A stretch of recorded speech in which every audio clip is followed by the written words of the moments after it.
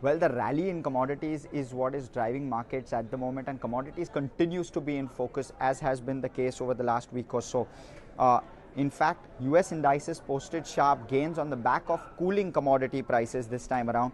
So, oil prices fell sharply, so did silver, gold, copper, platinum. Across the board, there have been a fall in prices.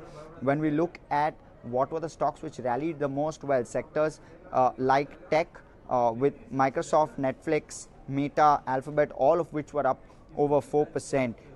Also, the Dow gained 600 points and was up 2% on Wednesday, with travel and banking also gaining.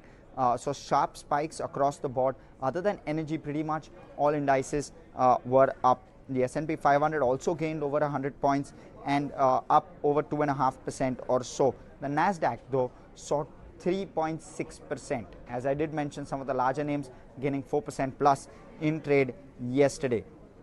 Moving quickly on to Europe, well, the temperament was the same. European markets jumped as volatility persisted. The DAX rose over 1,000 points, clocking over 7.92% in gains on Wednesday. The FTSE 100 was up over 3%.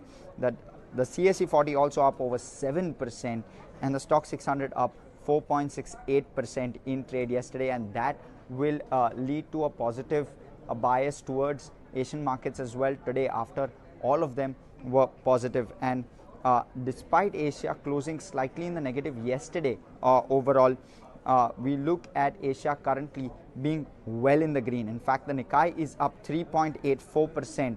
The Shanghai up almost 2%, Hang Seng 2+%, the ASX 200 1.5%, and the Kospi is up also 2.1% or thereabouts. When we look at the SGX Nifty, that is up 1.87%. So positive cues across the board, especially for Indian indices. Moving quickly on to commodities, oil cooled around 15% yesterday before bouncing back up in early trade today. It's around the $111 mark. When we look at gold, it fell below the $2,000 an ounce mark and currently is sitting at just that $1,980 an ounce, just thereabouts. When we look at how currency is doing, well, the dollar index cooled sharply but still hanging on above that 98 mark. Mind you, it had breached 99 over the start of this week at least. Treasuries have bounced back with the 10-year yield breaching 1.9%. In fact, 10-year yield holding out at 1.94% as we speak. Of course, President Joe Biden did announce executive orders on crypto, which led Bitcoin as well as other cryptos higher.